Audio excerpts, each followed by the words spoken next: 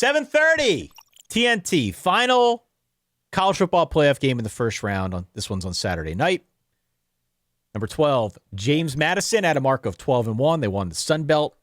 Number 5, Oregon at a mark of 11-1. They are a 21.5 point favorite. That's a big number. It's a big number. A lot of potatoes. Wow, that's a lot of potatoes. Yeah. We got Bob Wischusen and Louis Riddick on the call. Of note, here's 63% of the bets. 74% of the money is on Oregon. At time of recording, that is by far the most lopsided game in the first round of college football playoff betting from a betting standpoint. Right. I'm curious to get your take on this one as a resident Oregon expert. Mm-hmm. Let me say, I've been high on James Madison all year because of that defense. The defense to me is intriguing. But let me kick it over to you. Where do you come down on this one? My crazy take is Oregon wins. I don't know about them. It's a big number, and it's a big number against a team with a good defense. There's a limited sample size, obviously, with the teams that James Madison played, and it's not an unreasonable take to look at James Madison's schedule and sort of doubt not the veracity, but the meaning of I think they finished with the number one success rate defense in America. They were very even against the run in the past. They stifled teams. I don't think they've allowed more than 20 points since mid-October or something like that. Obviously, slow start against who they play, Troy, but eventually just sort of sat on them. This is not an accidentally good defense. This took a lot. There's talent on this defense. They play disciplined football. They don't get lost. They play well in the red zone. They prevent big plays. They do a lot of the things that very strong defenses should do, and they do them excellently. So I don't think it's smoke and mirrors. At the same time, Oregon has had one of the most lethal offenses in the country this year. Their EPA is top 10. They run, they pass. They have a very good quarterback in Dante Moore. It looks like they're getting healthier at receiver. They might have the best tight end in the country, one of the best offensive lines in the country.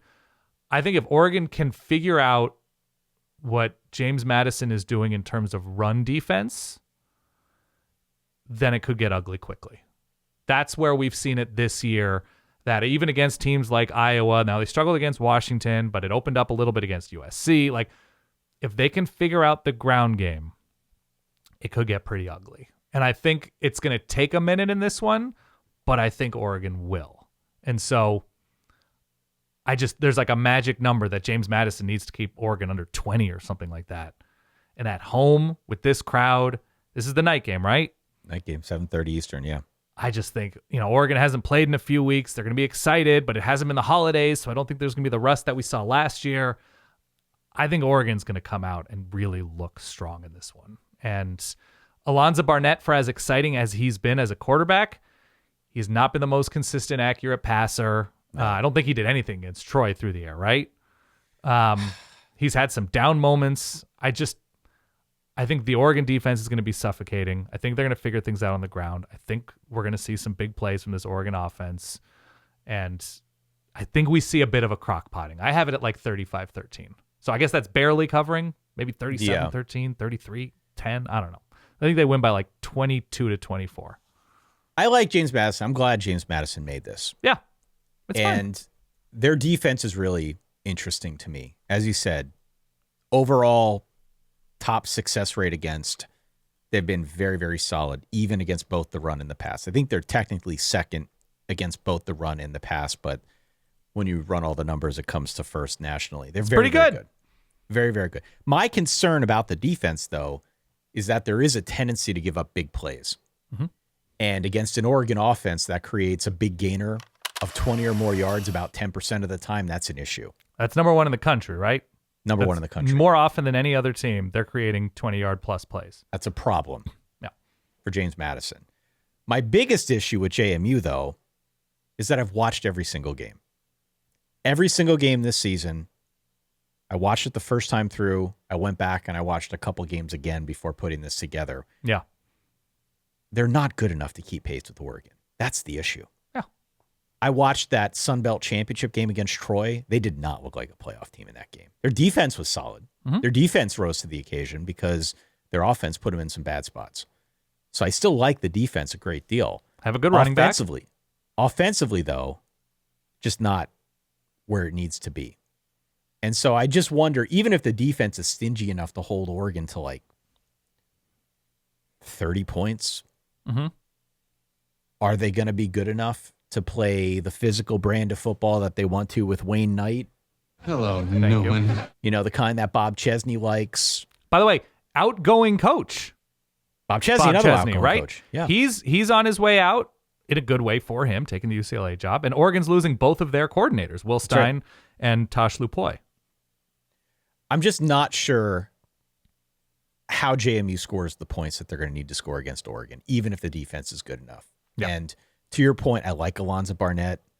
His story coming back from an ACL tear late in the year last year, but not missing any action this year, has been awesome. He is a very, very good quarterback. He is not a good enough passer to truly challenge the Oregon Duck defense here.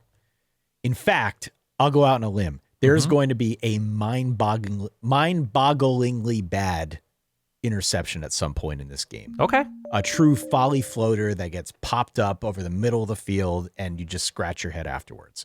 That is what we are headed towards in this game. Not because I dislike Alonzo Barnett. I just think his receiving core, especially his offensive line, is going to be overmatched. I think that's reasonable. Oregon is good enough to sell out, to stop the run, and still stop the pass without having to overcommit one way or the other. I've got it at 33-14 Oregon. Okay, so that is quick math, went to a state school, got the 50%, 5 of 10 earlier, so that is 19 points? 19 points. JMU covering. Yeah.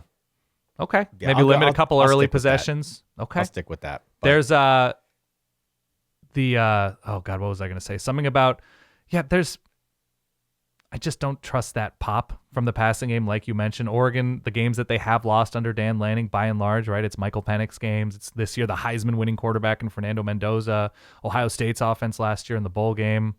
I don't think it meets that bar. So I'm going Ducks.